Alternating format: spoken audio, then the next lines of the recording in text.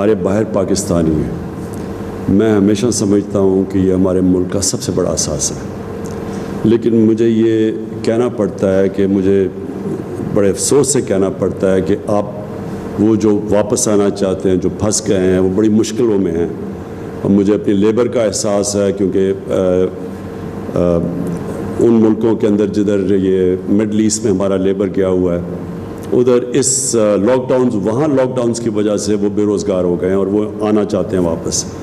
مشکل یہ ہے کہ اس وقت ہمیں خوف یہ ہے، اور ہمارے صوبوں کو یہ خوف ہے کہ اگر یہ ایک دم واپس آئیں گے تو یہاں نہ ہم اتنی زیادہ ہمارے پاس فیسلٹیز کوارنٹین کی نہیں ہو گئی اور بڑھانے کی کوشش کر رہے ہیں، تو ڈر یہ ہے کہ یہاں نہ پھیل جائے اور نہ پھیل جائے، تو اس لیے ہم پوری احتیاط کر رہے ہیں۔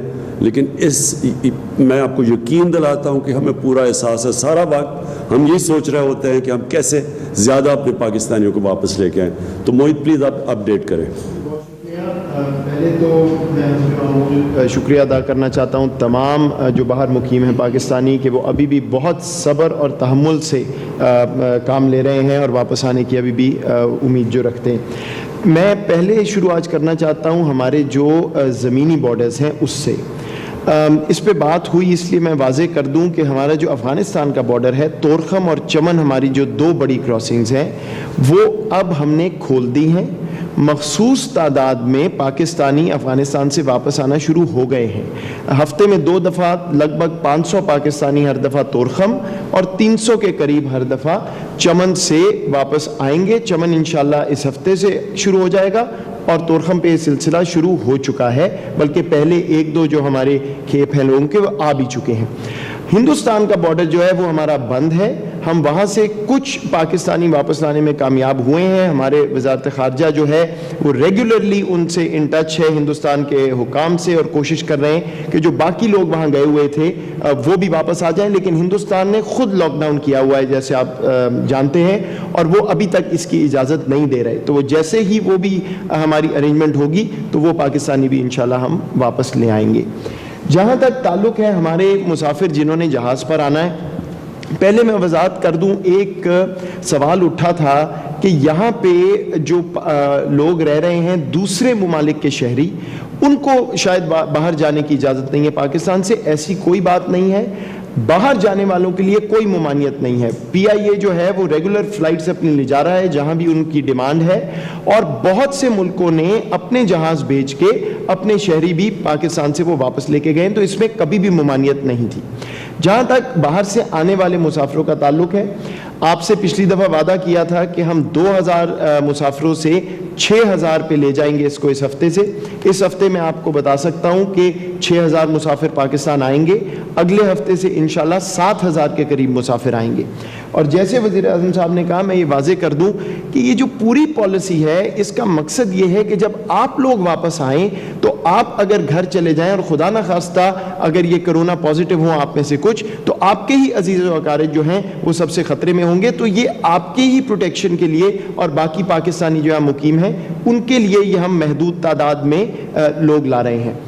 جتنے بھی مسافر موجود ہیں اور وہ امید رکھتے ہیں واپس آنے کے لیے، ہم نے ایک ویب سائٹ آپ کو وعدہ کیا تھا، وہ بن گئی ہے، covid.gov.pk covid.gov.pk۔ اس پہ آپ کو تمام معلومات جو ہیں شفاف طریقے سے مل جائیں گی۔ پالیسی کیا ہے، کس کو پہلے لا رہے ہیں، اس ہفتے کون آ رہا ہے اور کتنے مسافر ہم لا سکیں گے۔ آخری بات میں آپ کو یہ کر دوں، اور میں آپ سے التجا کر رہا ہوں کہ قرنطینہ کی جو پالیسی ہے وہ تمام صوبوں کی مشاورت سے پورے پاکستان میں ہم نے ایئر پیسنجرز کے لیے بنائی ہے کہ 2 دن آپ کو قرنطینہ میں رہنا پڑے گا، آ کے پھر آپ کا ٹیسٹ ہوگا اور اس کے مطابق آپ گھر جائیں گے یا ٹریٹمنٹ ہوگی۔ اس میں کوئی چھوٹ نہیں ہو سکتی ہے۔ اس پہ بہت سے آپ سمجھ سکتے ہیں میسیجز بھی ہیں، رسوخ والے لوگ بھی ہیں۔ وزیر اعظم صاحب کی بالکل کلیئر ہدایت ہمیں ہوتی ہے، ہر چیز پہ کوئی ایگزیمشن نہیں ہے، کیونکہ یہ ہم سب کے تحفظ کے لیے ہے۔ تو اس پہ میری التجا ہے کہ اس میں کوئی ہم کسی قسم کی نرمی نہیں لا سکیں گے۔ آخر میں صرف پھر سے اپنی قوم کو ایک چیز کا احساس دلوانا چاہتا ہوں کہ جب بھی مشکلات آتی ہیں کسی قوم کے اوپر تو اس قوم کا ایک امتحان ہو جاتا ہے، اور یہ جو इस वक्त ये जो कोरोना वायरस है, ये दुनिया में जिस तरह फैली है, हर मुल्क का इम्तिहान है। और आप देख रहे हैं, क्योंकि अब तो टीवी के ऊपर सारी दुनिया में कोरोना के ऊपर ही सारे प्रोग्राम होते हैं। आप देख रहे हैं कि दुनिया के मुल्क कैसे इसका मुकाबला कर रहे हैं। और मैं जब भी अल्लाह करे, जब भी ये वायरस कंट्रोल होती है या दुनिया इसको फतह कर लेती है, तो देखा ये जाएगा कि हर मुल्क ने अपने वसाइल के अंदर रहते हुए कैसे इसका मुकाबला किया। इंसानी माशरे में और जानवरों के माशरे में क्या फ़र्क है? इंसानी माशरा होता ही वो है जिसमें इंसानियत है, यानी कि वो फ़िक्र करता है कमज़ोर तबके की। वो ताकतवर, जिस तरह मदीना की रियासत में मैं लोगों को बार बार ये याद करवाता हूँ कि मदीना की रियासत की सबसे बड़ी खूबसूरती क्या थी? वो दुनिया की पहली रियासत बनी थी जो फलाई रियासत थी, जिधर कमज़ोर की ज़िम्मेदारी रियासत ने ली थी, और जिधर जब महाजिर बिल्कुल किसी चीज़ के बगैर पहुँचे थे मदीना, तो अंसार ने उनकी ज़िम्मेदारी ली थी। यानी कि मुश्किल वक्त में इंसानियत दिखाई थी। हमारा भी ये टेस्ट है, दुनिया का भी टेस्ट है।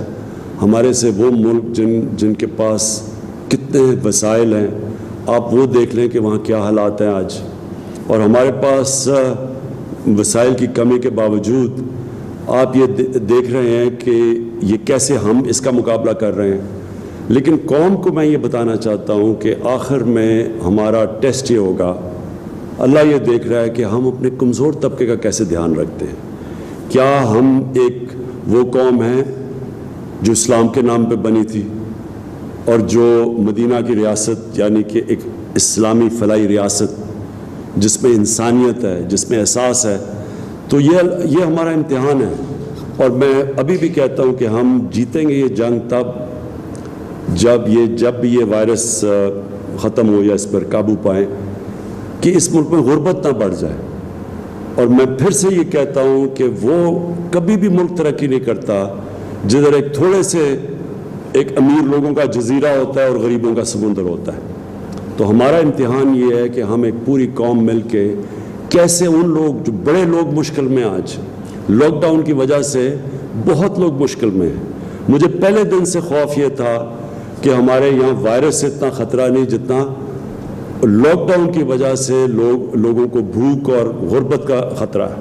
मुझे तब भी था और मुझे आज भी है, और मुझे बल्कि आने वाले दिनों में मेरी पूरी गवर्नमेंट की कोशिश होगी कि हम पूरी तरह अपने निचले तबके की हिफाजत करें।